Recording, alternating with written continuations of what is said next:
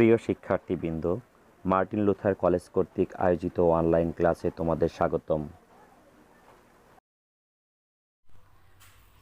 প্রিয় শিক্ষার্থীরা, কেমন আছো তোমরা? সবাই সুস্থ আছি, ঘরে আছি তো? তোমরা সকলেই জানো যে আজ আমরা এক বিশ্ব মহামারীর মধ্য দিয়ে অতিক্রম করছি। আমরা এখন যে সমস্যাটার মধ্য দিয়ে চলছি, হয়তো এই সমস্যা একদিন থাকবে না।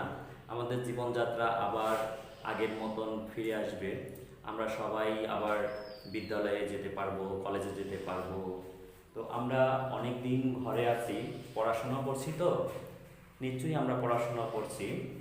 আমাদের পড়াশোনাটা করতেই হবে, আমাদের ভবিষ্যতে নিজেদেরকে প্রতিষ্ঠিত করতে হবে, আমাদেরকে আমাদের অবস্থানে পৌঁছতে হবে। তো আমরা পড়াশোনা চালিয়ে যাব। তো আজ আমরা দীর্ঘদিন পরে তোমাদের সামনে আসছি। তোমরা প্রায় ক্লাসের বাইরে 3 মাসের বেশি সময় ধরে আছো। আজকের এই ক্লাসটি তোমাদের 3টা ইয়ারের জন্যই কার্যকরী হবে। যারা হচ্ছে প্রথমত পরীক্ষার্থী, তারা আজকে 3rd ইয়ারে আছো। 3rd ইয়ার বলছি এই শর্তে যে তোমরা 2টা বছর পার হয়ে গেছো। তোমাদের পরীক্ষা শেষ হয়ে যাওয়ার কথা ছিল, কিন্তু বিশ্ব মহামারী কোভিড-19 কারণে তোমরা সময় মতন পরীক্ষা দিতে পারোনি। তো তোমাদের জন্য একটা রিভিশন হিসেবে কাজ করবে। আর যারা নতুন সেকেন্ড ইয়ারে উঠেছো, তোমরা সেকেন্ড ইয়ারে উঠেছো, তোমাদের অটো প্রমোশন দেওয়া হয়েছে। তোমাদের পরীক্ষা নিতে আমরা পারি নাই। হয়তো কোনো কলেজ কিছু সাবজেক্ট পরীক্ষা নিয়েছে, সম্পূর্ণ নিতে পারে নাই। তো তোমাদের জন্য এই অধ্যায়টা খুবই গুরুত্বপূর্ণ। আর যারা নতুন ফার্স্ট ইয়ারে উঠবে, অনেক কলেজেই ফার্স্ট পেপার এবং সেকেন্ড পেপার কেমিস্ট্রি দুটিই পড়ানো হয়।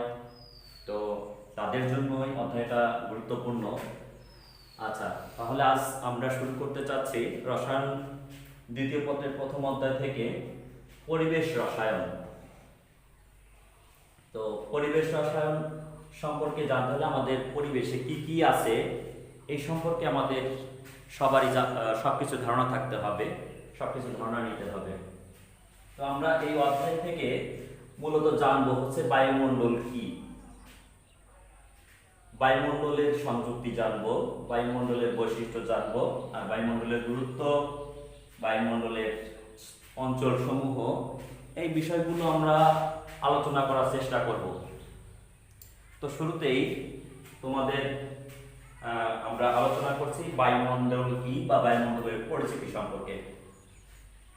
তো পৃথিবীর চারদিকে অদৃশ্য বায়ুর যে আবরণ পৃথিবী পৃষ্ঠ থেকে প্রায় 500 কিলোমিটার বা তার চেয়ে অধিক উচ্চতা পর্যন্ত বিস্তৃত, তাকে আমরা বলে থাকি বায়ুমণ্ডল। তো বায়ুমণ্ডলে যে বায়ুগুলো রয়েছে, তার মধ্যে প্রধান দুটি উপাদান হচ্ছে নাইট্রোজেন আর হচ্ছে অক্সিজেন। তো পরিবেশে নাইট্রোজেন রয়েছে প্রায় 78.09%। নাইট্রোজেন রয়েছে 78.09%, অর্থাৎ 100%-এর মধ্যে অধিকাংশই হচ্ছে নাইট্রোজেন। এবং অক্সিজেন রয়েছে 20.94 বা 95%। তো আমরা দেখতে পাচ্ছি যে পরিবেশের যে গ্যাসীয় উপাদানগুলো বা বায়ু যে উপাদানগুলো রয়েছে, তার মধ্যে নাইট্রোজেন এবং অক্সিজেন এর পরিমাণ হচ্ছে সবচেয়ে বেশি। এছাড়া পরিবেশে রয়েছে তৃতীয় যে অধিক উপাদান, তা হচ্ছে carbon die oxide. Carbon die অক্সাইডের পরিমাণ 0.033%। আচ্ছা, তো এছাড়া পরিবেশের আরো বায়ু উপাদান যেগুলো রয়েছে সেগুলো হচ্ছে জলীয় বাষ্প, বিভিন্ন ধরনের নিষ্ক্রিয় গ্যাস, নাইট্রোজেন, সালফারের মিশ্রণ ইত্যাদি গ্যাসীয় উপাদানগুলো পরিবেশে রয়েছে। প্রিয় শিক্ষার্থীরা, এসো আমরা বায়ুমণ্ডলের বৈশিষ্ট্য সম্পর্কে একটু জেনে নিই। এই যে বিশাল বায়ুমণ্ডলীয় স্তর, এই বায়ুমণ্ডলের স্তরসমূহ আমরা জানি যে পৃথিবীর আবর্তনের সাথে এর মধ্যাকর্ষণ শক্তির প্রভাবে বায়ুমণ্ডলের স্তরটিও আবর্তন করছে।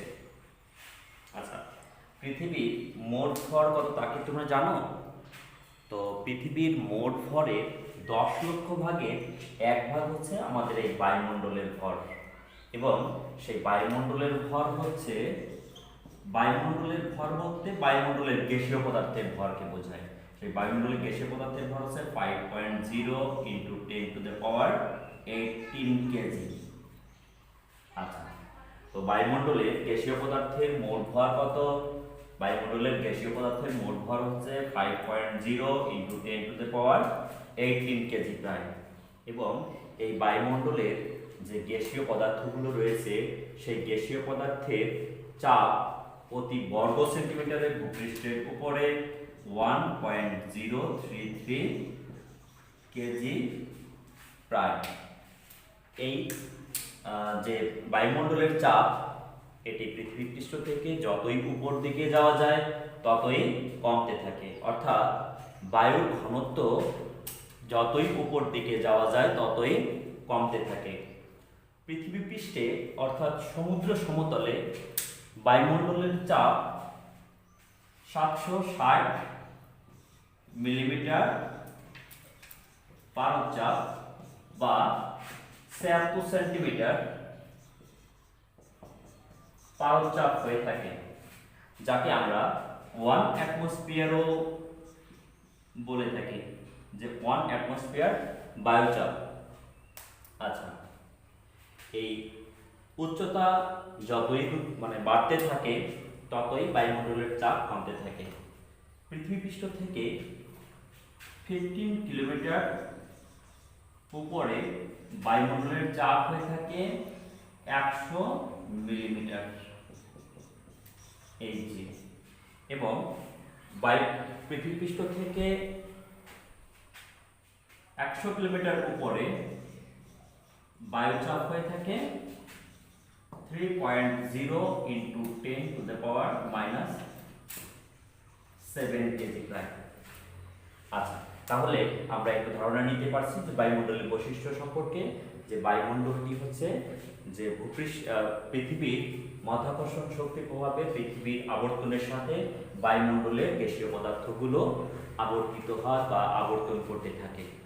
আচ্ছা, এবং এই গ্যাসীয় পদার্থসমূহের মোট ভর হচ্ছে 5.0 × 10⁻18 কেজি বা 5.0 × 10⁻15 টন আমরা বলতে পারি। আর বায়ুমণ্ডলের যে চাপ ভূপৃষ্ঠের উপরে প্রতি বর্গ সেন্টিমিটারে 1.033 কেজি, এবং পৃথিবী পৃষ্ঠ থেকে যতই উপরের দিকে যাওয়া যায় ততই বায়ুমণ্ডলের ঘনত্ব কমতে থাকে, এবং পৃথিবী পৃষ্ঠে সমুদ্র সমতলে এই বায়ুচাপের মান 760 মিলিমিটার পারদচাপ বা 76 সেন্টিমিটার পারদচাপ। একে আমরা 1 অ্যাটমসফিয়ার পারদচাপ বলে থাকি। পৃথিবী পৃষ্ঠ থেকে বা ভূপৃষ্ঠ থেকে 15 কিলোমিটার উচ্চতায় বায়ুচাপ কমে হয় 100 মিলিমিটার পারদচাপ, এবং 100 কিলোমিটার উচ্চতায় 3.0 × 10⁻⁷ কেজি হয়ে থাকে। আচ্ছা, এই বায়ুমণ্ডলের বিস্তৃতি বা বায়ুমণ্ডল 500 কিলোমিটার পর্যন্ত হয়ে থাকে। তাহলে বুঝতে পারছি শিক্ষার্থীরা যে বায়ুমণ্ডলের বৈশিষ্ট্য সম্পর্কে কি আমরা একটু ধারণা নিতে পেরেছি। এবার আমরা বায়ুমণ্ডলের গুরুত্ব সম্পর্কে জানব। আচ্ছা, বায়ুমণ্ডলের বিভিন্ন গ্যাস, আচ্ছা আমরা একটু এটা মুছে নিই। বায়ুমণ্ডলের বিভিন্ন গ্যাসের মধ্যে রয়েছে কার্বন ডাই অক্সাইড, জলীয় বাষ্প, জৈব অজৈব পদার্থের ভাসমান কণাগুলো সূর্যরশ্মির তাপ শোষণ করে বায়ুমণ্ডলকে উত্তপ্ত রাখে। ফলে পৃথিবীতে মানুষ সহ সমগ্র জীবজগতে বেঁচে থাকার জন্য অনুকূল তাপমাত্রা বজায় থাকে। পৃথিবীর গড় তাপমাত্রা 15 ডিগ্রি সেলসিয়াস। আচ্ছা, যদি বায়ুমণ্ডলে কার্বন ডাই অক্সাইড এবং জলীয় বাষ্প না থাকতো তবে পৃথিবী পৃষ্ঠ এবং তৎসংলগ্ন বায়ুমণ্ডলের গড় তাপমাত্রা হতো -30 ডিগ্রি সেলসিয়াস। আচ্ছা, তাহলে আমরা একটু খেয়াল করে দেখি যে বায়ুমণ্ডলের কার্বন ডাই অক্সাইড এবং জলীয় বাষ্প, হ্যাঁ, এই দুটি উপাদান থাকার কারণে পৃথিবীর তাপমাত্রা ধরে রাখে। পৃথিবী পৃষ্ঠ দিনে দিনে যেমন সূর্য তাপের কারণে জলীয় বাষ্প এবং পৃথিবী পৃষ্ঠ উত্তপ্ত হয়, এই বায়ুমণ্ডলের স্তরসমূহ তাপমাত্রাকে ধরে রেখে তাপমাত্রা 15 ডিগ্রি সেলসিয়াস গড়ে ধরে রাখে। এবং এই উপাদানগুলো যদি না থাকতো বায়ুমণ্ডলে তাহলে পৃথিবী পৃষ্ঠের তাপমাত্রা হতো -30 ডিগ্রি সেলসিয়াস, যে তাপমাত্রায় কোনো প্রাণীকুল বেঁচে থাকতে পারতো না। আচ্ছা, ভাসমান এই কণাগুলোতে জলীয় বাষ্প ঘনীভূত হয়ে বৃষ্টিপাত ঘটায়। বায়ুমণ্ডলের সূর্যরশ্মি ইউভি রশ্মিকে শোষণ করে পৃথিবীর প্রাণীকুলকে এর ক্ষতিকর প্রভাব থেকে মুক্ত রাখে। সবুজ উদ্ভিদ কার্বন ডাই অক্সাইড এবং জলীয় বাষ্পকে ব্যবহার করে শর্করা জাতীয় খাদ্য তৈরি করে। এছাড়া মাটির ব্যাকটেরিয়া বায়ুমণ্ডলের যে নাইট্রোজেন উপাদান, এই নাইট্রোজেন উপাদানকে গ্রহণ করে তার প্রয়োজনীয় প্রোটিনের চাহিদা মেটায় এবং সেই প্রোটিন বায়ুমণ্ডল থেকে অর্থাৎ গাছ উদ্ভিদ প্রাণী হয়ে মানব শরীরে প্রোটিনের চাহিদা পূরণ করে থাকে। এবং সূর্যাস্তের সময় ওই বায়ুমণ্ডলের যে ভাসমান কণাগুলো সূর্যরশ্মি প্রতিফলন এবং শোষণ করে তোমরা জানো যে চাঁদোয়া সৃষ্টি করে। আমরা চাঁদোয়া সম্পর্কে একটু আমাদের মধ্যে কি ধারণা আছে? চাঁদোয়া হচ্ছে যে আমরা সন্ধ্যার সময় আকাশ যে নীল দেখি, সেই নীল আকাশটা আসলে চাঁদোয়ার কারণে হয়ে থাকে। এসো আমরা এখন বায়ুমণ্ডলের স্তরসমূহ জেনে নিই। বায়ুমণ্ডলে কতগুলো স্তর রয়েছে, সেই স্তরগুলোর মধ্যে রয়েছে ট্রোপোস্ফিয়ার, স্ট্রাটোস্ফিয়ার, মেসোস্ফিয়ার, থার্মোস্ফিয়ার। আচ্ছা, এরপরও কিছু স্তর এর উপরের দিকে রয়েছে। তো সর্বনিচে ভূপৃষ্ঠের সাথে রয়েছে ট্রোপোস্ফিয়ার। এই ট্রোপোস্ফিয়ারে বিস্তৃতি হচ্ছে 15 কিলোমিটার পর্যন্ত ভূপৃষ্ঠ থেকে। ট্রোপোস্ফিয়ারে রয়েছে অধিকাংশই বায়ুমণ্ডলের গ্যাস সমূহ, তার মধ্যে রয়েছে nitrogen, oxygen, carbon die oxide, জলীয় বাষ্প, ধূলিকণা ইত্যাদি সমস্ত গ্যাসীয় আবরণ এই ট্রোপোস্ফিয়ারে রয়েছে। ট্রোপোস্ফিয়ারে ঝড় বৃষ্টি এবং বিমান চলাচল করে থাকে, তাই এই স্তরকে আমরা ক্ষুদ্রমণ্ডল বলে থাকি। আচ্ছা, ট্রোপোস্ফিয়ারে যতই নিচ থেকে উপরের দিকে যাওয়া যায় বায়ুমণ্ডলের চাপ ততই কমতে থাকে। ভূপৃষ্ঠে বায়ুমণ্ডলের চাপ আমরা ইতিমধ্যে জেনেছি যে 760 মিলিমিটার পারদ হয়ে থাকে। তো এই চাপ যতই উপর দিকে যাওয়া যায় ততই আস্তে আস্তে কমতে থাকে এবং 15 কিলোমিটার উচ্চতায় এই চাপের মান হয়, বায়ুমণ্ডলের চাপের মান হয় 100 মিলিমিটার। এবং এই ভূপৃষ্ঠে থেকে যত উপরের দিকে যাওয়া যায় ততই হচ্ছে তাপমাত্রা কমতে থাকে। তো প্রতি 1 কিলোমিটার উচ্চতায় তাপমাত্রা গড়ে 7 ডিগ্রি সেলসিয়াস হারে কমতে থাকে। তাহলে আমরা বুঝতে পারলাম যে ভূপৃষ্ঠ থেকে যত উপরের দিকে যাওয়া যায় ততই তাপমাত্রা কমতে থাকে। আচ্ছা, তো ভূপৃষ্ঠ থেকে 12 কিলোমিটার উচ্চতায়, এখান থেকে 12 কিলোমিটার উচ্চতায় তাপমাত্রা হয় -55 ডিগ্রি সেলসিয়াস। আচ্ছা, তো এই উপরের দিকে তাপমাত্রা কমতে থাকায় এখানে আমরা যদি গ্রাফে এটাকে প্রকাশ করে থাকি তাহলে এভাবে আমরা প্রকাশ করতে পারবো। তাপমাত্রা বাম দিকে কম ডান দিকে তাপমাত্রা বেশি। তো এই বাম দিকে কমকে স্বাভাবিক ধরে একটা ল্যাপস রেট ধরা হয়, যাকে আমরা বলে থাকি পজিটিভ ল্যাপস রেট। এবং এই ভূপৃষ্ঠ থেকে যত উপরের দিকে যায় তাপমাত্রা প্রথমে কমতে থাকে, তারপর আবার বাড়তে থাকে, আবার কমতে থাকে, আবার বাড়তে থাকে। এটা মূলত নির্ভর করে যে বায়ুমণ্ডলে কি কি উপাদান রয়েছে তার উপরে নির্ভর করে তাপমাত্রা কমে নাকি বাড়ে। বায়ুমণ্ডলের দ্বিতীয় স্তর হচ্ছে স্ট্রাটোস্ফিয়ার। স্ট্রাটোস্ফিয়ারের বিস্তৃতিটা হচ্ছে 15 কিলোমিটার থেকে 50 কিলোমিটার পর্যন্ত, অর্থাৎ 35 কিলোমিটার এখানে মোট স্তরটা। আর এই স্তরে রয়েছে ওজোন গ্যাস, যেটা হচ্ছে পৃথিবীর জন্য খুবই গুরুত্বপূর্ণ ওজোন গ্যাস। এই ওজোন গ্যাস সূর্য রশ্মি থেকে যে অতিবেগুনি রশ্মিগুলো আসে সূর্য থেকে, সেই অতিবেগুনি রশ্মিগুলোকে এই ওজোন গ্যাস ব্যবহার করে অক্সিজেন অণু এবং অক্সিজেন পরমাণুতে রূপান্তর হয়ে থাকে।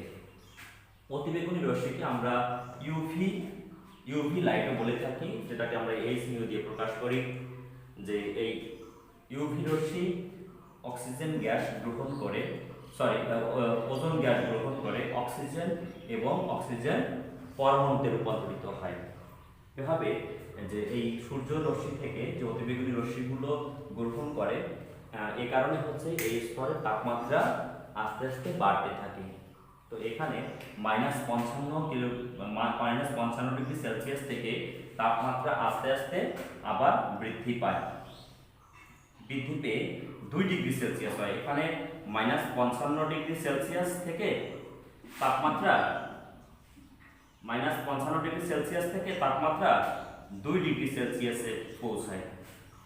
তো এই অঞ্চলে কোনো ক্ষতিকারক গ্যাস থাকে না, কোনো উত্তপ্ত গ্যাস থাকে না, কোনো ধূলিবালি বা জলীয়বাষ্প থাকে না। তাই এই অঞ্চলকে শান্তমণ্ডল বলা হয়ে থাকে এবং এই স্তর দিয়েই জেট বিমান চলাচল করে থাকে। আচ্ছা, তো এই স্ট্রাটোস্ফিয়ার এবং ট্রপোস্ফিয়ারের মধ্যবর্তী অঞ্চলে আবার বায়ুর একটা পাতলা স্তর অবস্থিত থাকে, যেখানে হচ্ছে বায়ুটা চেঞ্জ হয়। মূলত সেই পাতলা স্তরকে বলা হয় ট্রোপোপাউস। আচ্ছা, তো স্ট্রাটোস্ফিয়ার এবং এর পরবর্তী স্তরটা হচ্ছে মেসোস্ফিয়ার। এই মেসোস্ফিয়ার এবং স্ট্রাটোস্ফিয়ারের মধ্যেও তাপমাত্রার বৈপরীত্য ঘটে, যাকে বলা হয় স্ট্রাটোপাউস। আচ্ছা, এখানেও দেখা যাচ্ছে তাপমাত্রা পরিবর্তন ঘটে থাকে। তাপমাত্রা যেমন পরিবর্তন হয়, উপরের দিকে যাওয়ার সাথে সাথে তাপমাত্রারও পরিবর্তন হয় এবং এই চাপের মান এখানে 100 কিলোমিটার থেকে কমতে কমতে এখানে 1 মিলিমিটার পর্যন্ত হয়ে থাকে 50 কিলোমিটার উচ্চতায়। আচ্ছা, এর পরবর্তী মেসোস্ফিয়ার অর্থাৎ বায়ুমণ্ডলের তৃতীয় স্তর হলো মেসোস্ফিয়ার, যার বিস্তৃতি হচ্ছে 50 কিলোমিটার থেকে 85 কিলোমিটার পর্যন্ত। 50 থেকে 85 কিলোমিটার পর্যন্ত অর্থাৎ 35 কিলোমিটার অবস্থান জুড়ে আছে মেসোস্ফিয়ার, বায়ুমণ্ডলের তৃতীয় স্তর। আচ্ছা, এই মেসোস্ফিয়ারের এই স্তরে সূর্য থেকে পূর্বের বিপরীত নিয়মে তাপমাত্রা হ্রাস পেতে থাকে। এখানে যেমন তাপমাত্রা বৃদ্ধি পেতেছিল, আর এখানে হচ্ছে তাপমাত্রা আস্তে আস্তে হ্রাস পেতে থাকে, অর্থাৎ এটার বিপরীত ঘটনাটা এখানে ঘটে। কারণ এখানে তাপমাত্রা শোষণকারী ওইরকম কোনো গ্যাসীয় পদার্থ বা কোনো উপাদান এখানে থাকে না। এই কারণে তাপমাত্রা এই স্তরে হঠাৎ করেই কমে যায় এবং তাপমাত্রা কমতে কমতে এই স্তরে 85 কিলোমিটার উচ্চতায় তাপমাত্রা -93 ডিগ্রি সেলসিয়াসে পৌঁছায়। -93 ডিগ্রি সেলসিয়াসে পৌঁছায়। এখানে তাপমাত্রা হ্রাসের যে ব্যাপারটা, এটাকে পজিটিভভাবে ধরে পজিটিভ ল্যাপস রেট বলা হয় এটাকে, এবং তাপমাত্রা -93 ডিগ্রি সেলসিয়াসে এসে আবার তাপমাত্রা বাড়তে থাকে। আচ্ছা, এবং বায়ুমণ্ডলের সবচেয়ে শীতলতম অবস্থা হচ্ছে এই -93°C। কারণ এক্ষেত্রে মেসোস্ফিয়ারের তাপমাত্রা হ্রাসের একটা প্রধান কারণ হচ্ছে এই অঞ্চলে ইউভি রশ্মি শোষণকারী ওজোন ও অন্যান্য রাসায়নিক পদার্থের অনুপস্থিতি। ট্রপোস্ফিয়ারের মতো মেসোস্ফিয়ারের তাপমাত্রা ক্রমহ্রাসের ঘটনাকে আমরা বলতে পারি পজিটিভ ল্যাব স্টেট। মেসোস্ফিয়ারের সর্বশেষ স্তরে রয়েছে মেসো পাউস, যেখানে হচ্ছে আমরা বলতে পারি যে বায়ুমণ্ডলের পরিবর্তন হয়, বায়ুর বৈপরীত্য ঘটে বা বায়ুর পরিবর্তন হয় আমরা বলতে পারি। এরপর মেসোস্ফিয়ারের পরে রয়েছে থার্মোস্ফিয়ার। আমরা থার্মোস্ফিয়ার সম্পর্কে জানবো। থার্মোস্ফিয়ার হচ্ছে আমরা বলতে পারি যে বায়ুমণ্ডলের সর্বশেষ স্তর, যেটা হচ্ছে 85 কিলোমিটার থেকে 500 কিলোমিটার বা তার চেয়ে অধিক উচ্চতা পর্যন্ত বিস্তৃত। এই স্তরে বিপরীতভাবে -93°C থেকে আস্তে আস্তে তাপমাত্রা বাড়তে থাকে। এই স্তরে তাপমাত্রা -93°C থেকে 427°C, 427°C থেকে 1727°C পর্যন্ত হয়ে থাকে। আচ্ছা, থার্মোস্ফিয়ারে আলো শক্তির যেমন উচ্চ শক্তির ইউভি রশ্মির প্রভাবে গ্যাসীয় বিয়োজন এবং ইলেকট্রন স্থানান্তরের ফলে বিভিন্ন ধনাত্মক আয়ন, পরমাণু ও অণুর মিশ্রণ থাকে। তাই এই অঞ্চলকে আয়নোস্ফিয়ারও বলা হয়ে থাকে। এই স্তরে থাকে O2+, N2+, NO+, O+, H+, Ac+ ইত্যাদি ধনাত্মক আয়ন এই স্তরে দেখা যায়। এরপর উপর দিকে রয়েছে অধিক তাপমাত্রার এক্সোস্ফিয়ার।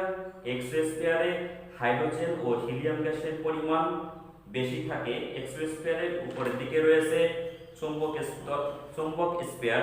প্রোটন ও ইলেকট্রনের চৌম্বক ক্ষেত্রের সমন্বয়ে সৃষ্ট এই চৌম্বক ক্ষেত্রেও বায়ুমণ্ডলকে ঘিরে রাখে। তাহলে শিক্ষার্থীরা, আমরা বায়ুমণ্ডলের বিভিন্ন স্তর সম্পর্কে একটু জানার চেষ্টা করলাম। আমরা আরেকবার একটু যদি দেখে নিই যে বায়ুমণ্ডলের স্তর হচ্ছে 4টি। তার মধ্যে ট্রপোস্ফিয়ার হচ্ছে ভূপৃষ্ঠের সবচেয়ে কাছের স্তর এবং এই স্তরের উচ্চতা হচ্ছে 15 কিলোমিটার পর্যন্ত ভূপৃষ্ঠ থেকে, এবং এর তাপমাত্রা আস্তে আস্তে আস্তে আস্তে কমতে থাকে উপরের দিকে। আমরা দেখলাম যে প্রতি 1 কিলোমিটার উচ্চতায় তাপমাত্রা 7°C হারে গড়ে কমে যায়, এবং 15 কিলোমিটার উচ্চতায় তাপমাত্রা হয় -55°C। এবং পরবর্তী স্তর হচ্ছে স্ট্র্যাটোস্ফিয়ার। এই স্ট্র্যাটোস্ফিয়ারে তাপমাত্রা আবার কি হয়, বাড়তে থাকে। এর বাড়তে থাকার মূল কারণ কি? মূল কারণ হচ্ছে এই ওজোন গ্যাস। কারণ এই ওজোন গ্যাস সূর্য থেকে যে অতিবেগুনি রশ্মি, ক্ষতিকারক অতিবেগুনি রশ্মি, যেটা হচ্ছে পৃথিবীপৃষ্ঠ গরম হওয়ার জন্য দায়ী, সেই অতিবেগুনি রশ্মিগুলোকে শোষণ করে। এই অতিবেগুনি রশ্মি শোষণ করার কারণে এই তাপমাত্রা হঠাৎ করে আবার বাড়তে শুরু করে, এবং -55°C থেকে তাপমাত্রা 2°C যায়। আমরা এখানে ল্যাব স্লেটের চিত্র থেকে বুঝতে পারি যে মাইনাস হচ্ছে সে পজিটিভ ল্যাব স্লেট এবং প্লাস হচ্ছে সেটা নেগেটিভ ল্যাব স্লেট। তো এখানে হচ্ছে 2°C তাপমাত্রা বৃদ্ধি পায়। বৃদ্ধি পাওয়ার পরে আবার তৃতীয় স্তর দেখছি মেসোস্ফিয়ার। সেই মেসোস্ফিয়ারে গিয়ে আবার তাপমাত্রা হ্রাস পেতে থাকে। পূর্বের স্তরের বিপরীত ঘটনাটা ঘটে, কারণ এক্ষেত্রে আগের স্তরের মতো কোনো গ্যাসীয় পদার্থ থাকে না যে পদার্থগুলো তাপমাত্রাকে ধরে রাখবে। এই স্তরে তাপমাত্রা হঠাৎ করে কমতে থাকে এবং কমতে কমতে একেবারে সর্বনিম্ন তাপমাত্রায় পৌঁছায়, যে তাপমাত্রা হচ্ছে -93°C। এটাকে আমরা বলতে পারি যে পজিটিভ ল্যাব স্লেট প্রথম স্তরের মতো। এরপরে এর চতুর্থ স্তর যেটা থার্মোস্ফিয়ার। থার্মোস্ফিয়ার নামটাই হয়েছে হচ্ছে তাপমাত্রা স্তর, অর্থাৎ অধিক তাপমাত্রা স্তর। এখানে সমস্ত ধনাত্মক আয়নগুলো বিদ্যমান থাকে এবং এই ধনাত্মক আয়নগুলো সূর্যের অতিবেগুনি রশ্মিকে শোষণ করে। এই অতিবেগুনি রশ্মি শোষণ করার কারণে এখানে তাপমাত্রা -93°C থেকে বাড়তে বাড়তে এখানে 427°C বা 427°C থেকে 1727°C পর্যন্ত হয়ে থাকে। এখানে অনেক বেশি তাপমাত্রা থাকে এই স্তরে, এই জন্য এই স্তরটার নাম হয়েছে থার্মোস্ফিয়ার। এরপরে রয়েছে এক্সোস্ফিয়ার, চৌম্বক স্ফিয়ার, কারণ এখানে সব আয়নগুলো থাকে। সূর্য থেকে যে রশ্মিগুলো আসে সেই রশ্মিগুলো এই আয়নগুলো হচ্ছে সহজেই শোষণ করে, এই জন্য এই স্তরগুলো তাপমাত্রা অনেক বেশি হয়ে থাকে। তাহলে শিক্ষার্থীরা, আমরা আজকের যে আলোচনা, এই আলোচনায় আমরা প্রথমত জানতে চেষ্টা করলাম যে বায়ুমণ্ডল কি, বায়ুমণ্ডলের সংযুক্তি জেনেছি, বায়ুমণ্ডলের বৈশিষ্ট্য জেনেছি, বায়ুমণ্ডলের গুরুত্ব জেনেছি, এবং এই বায়ুমণ্ডলের গুরুত্ব জানার পরে তারপর বায়ুমণ্ডলটা কি কি দিয়ে গঠিত, কোন কোন স্তরে কোন কোন বায়ুর উপাদানগুলো রয়েছে এগুলো জেনেছি, এবং বায়ুর উপাদানগুলো কি কি ধরনের কাজ করে, তাপমাত্রা কোনটা কেমন ভাবে গ্রহণ করে, এগুলো একটু জেনেছি। তো ঠিক আছে শিক্ষার্থীরা, আজকে এই পর্যন্তই। আবার তোমাদের সাথে দেখা হবে অন্য কোনো দিন, পরের ক্লাসে।